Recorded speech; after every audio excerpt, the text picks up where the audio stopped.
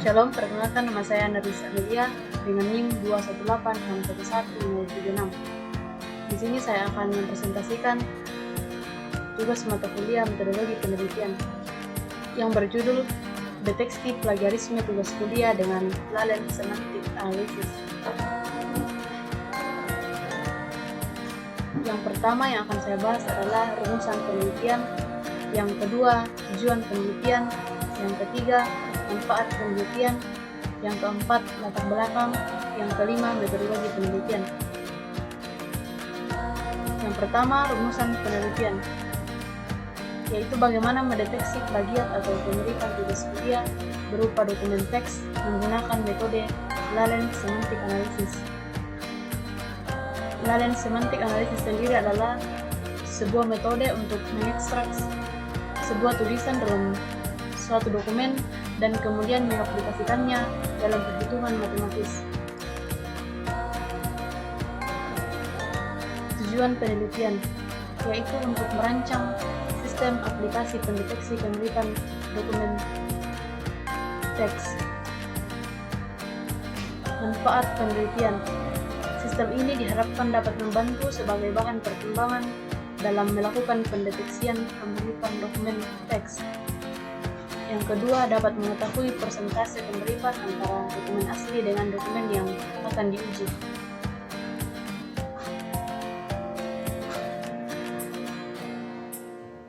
Latar belakang penelitian. Yang pertama, menurut Kamus Besar Bahasa Indonesia, plagiarisme adalah pengambilan karangan orang lain dan menjadikannya seolah-olah karangan sendiri, seperti pengambilan karangan pendapat orang lain, pengambilan video, dan lain sebagainya. Yang kedua, mayoritas pelajar melakukan plagiat dalam menyelesaikan tugas yang diberikan oleh guru maupun dosen.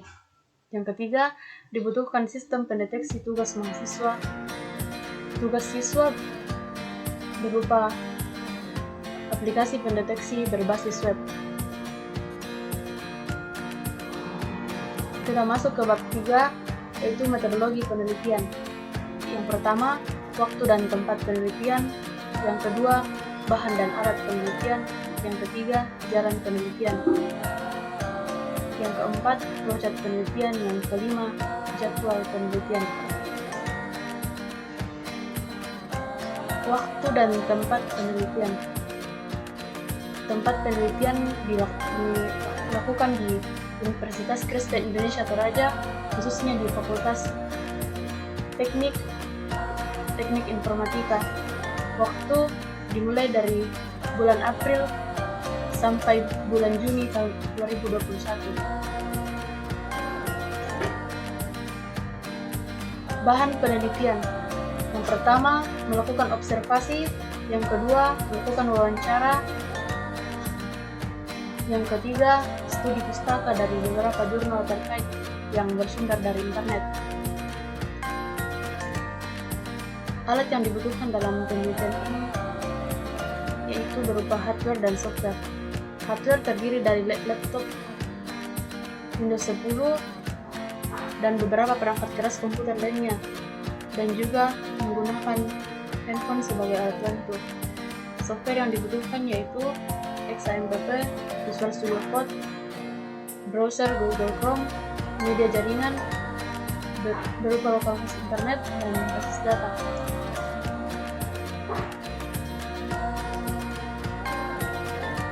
Pengumpulan data terdapat dua, yaitu data primer dan data sekunder. Data primer, peneliti memperoleh data secara langsung dari objek yang ditelitinya.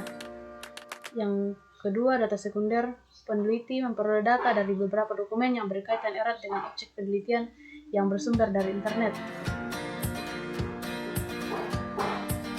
Teknik pengumpulan data dalam penelitian ini yaitu yang pertama, melakukan observasi, yaitu melakukan pengamatan seputar plagiarisme di kalangan mahasiswa untuk memperoleh informasi. Yang kedua, melakukan wawancara, yaitu melakukan tanya jawab secara langsung dengan beberapa dosen dan beberapa teman-teman mahasiswa. Yang ketiga, melakukan studi pustaka, yaitu dengan mencari referensi dari beberapa jurnal yang diperoleh dari internet yang berkembang dalam ilmu yang sedang diteliti. Proses penelitian. Tahap pengembangan sistem terdapat dua, yaitu analisis sistem dan perencanaan sistem. Yang pertama, analisis sistem, yaitu bagaimana menganalisa kebutuhan sistem, baik kebutuhan fungsional dan kebutuhan non-fungsional, sehingga sistem yang dihasilkan dapat sesuai dengan kebutuhan user. Yang kedua, perencanaan sistem, yang menjelaskan bagaimana gambaran umum sistem yang akan dibuat jika dijalankan dan bagaimana gambaran umum tampilan sistem yang akan dibuat. Ini adalah flowchart pendeteksian dokumen. Yang pertama dimulai, yaitu memilih judul kategori yang akan dideteksi, apakah itu file ke file atau dokumen ke dokumen. Kemudian menginput data. Jika data sudah diinput, aplikasi akan mendeteksi plagiat dan akan menampilkan presentasi hasil kemiripan dokumen, dan akan menampilkan berapa presentasi dari dokumen asli dengan dokumen yang terdeteksi plagiat. Implementasi sistem bertujuan untuk memberikan gambaran umum pengoperasian sistem kepada user, seperti bagaimana cara penggunaan sistem yang telah dibuat. Kemudian tahapan testing, yaitu melakukan pengujian sistem yang ditujukan untuk mengetahui bagaimana kinerja dari sistem yang dibuat, apakah berjalan dengan baik atau tidak. Ini adalah proses penelitian. Yang pertama, melakukan pengumpulan data melalui observasi, wawancara, dan mendapat beberapa referensi dari internet. Yang kedua, melakukan pembuatan program. Setelah program dibuat, kita melakukan implementasi. Jika implementasinya berjalan dengan baik, kita melakukan pengujian sistem. Jika sistem yang dibuat sudah sesuai dengan yang dibutuhkan, maka dibuat laporan. Dan jika tidak, kita kembali mengecek pembuatan program. Ini adalah tabel jadwal penelitian. Yang pertama, kegiatan yang dilakukan adalah mengusulkan judul. Dilakukan pada bulan April tahun 2021 pada minggu yang pertama. Yang kedua, analisis kebutuhan melalui yang pertama, observasi, studi pustaka dan wawancara yang dilakukan pada minggu kedua dan minggu ketiga pada bulan April 2021. Yang ketiga, perencanaan web yang dilakukan pada bulan April pada minggu yang ketiga dan keempat, dan pada bulan Mei dilakukan pada minggu yang pertama tahun 2021.